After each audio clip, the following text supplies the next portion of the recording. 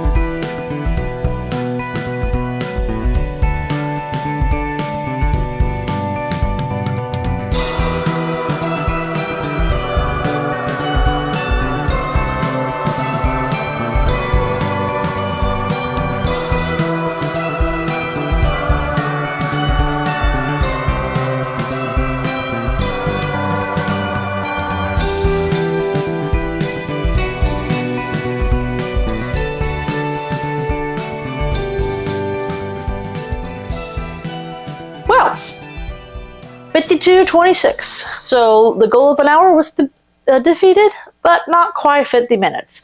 I was very close. Look back on the tape, but I do remember that I was down to the purple and I was under 50 minutes. And for whatever reason, the purple just did me in. I was having trouble with it. You probably can see some of my hand movements. I was like, wait, why am I not getting this fast enough? I actually did enjoy this puzzle, at least after I initially flipped everything and started going. It actually went rather smoothly as I kind of built the puzzle up. But the initial beginning was very rough. I look back on it and I didn't completely flip the puzzle at the beginning, so half of it was unflipped and I started sorting immediately. And I was a bit disorganized, and so I've kind of looked at some of these puzzles, looking back on them, and my beginning of a puzzle is really, what's the word I'm trying to look for? It's very chaotic. So if I can improve that aspect of my puzzling, my speed will definitely increase, because once I start the puzzle and move, unless it's a really difficult area or difficult puzzle itself, I'm relatively moving pretty quickly. So it's this first 10 to 15 minutes where I'm kind of bumbling around trying to figure out what I want to do. So if I can get that kind of cleaned up and smoothed out, I will be like 10 minutes faster, I think. Or at least 5. Cut out some of the bloat at the beginning. Back to the puzzle. It was very nice to do. Not quite good pickup test, unfortunately. It's falling apart if I pick up any further. I am happy with this time. It is, almost the faster time for a first attempt. My first attempt for the Disney Pixar one at 40 minutes and 30 some seconds. But that puzzle was extremely easy. And I would consider this one to be, actually I said medium to easy at the beginning, probably more on the easy side, except for the dark colors at the edge. I think those are a little harder, but for some reason the blue didn't bug me. I will give myself one pat on the back here. I did sort the purple and blue at the beginning. I got none of them mixed up, which I'm very happy to say. That would have been very easy to do, because when they were separated, the purple and blue looked really similar under the light, like very similar. And so the fact that I got none of them wrong, I myself that credit. Unfortunately, I did look at the rankings, and it's not official as of when I'm filming this, but I got 45th place, which I'm not too pleased with, unfortunately. It's also about 270 people. Yeah, 45th place is not good. I did find out my pairs partner, she actually got first place, which kudos to her. She did it in 37 minutes, which, wow, I'm very pleased to hear that. And I feel honored to be her pairs partner. So, gradient puzzles seem to be her thing. Again, I'm not upset with this time. Again, I crushed it under an hour. I'm super happy with that. I just know that I kind of was predicting it when I opened up the package, and I'm like, oh, this is an easier puzzle. Bright colors, gradient. Probably not my strongest puzzle, showing, but I am really happy that I did it close to 50 minutes as I got. Just wish I had gotten this purple section done faster, and I think I would have hit it. But I guess I can say we smashed it. Thank you so much for watching. Please like and subscribe. I'll see y'all next time. Bye-bye.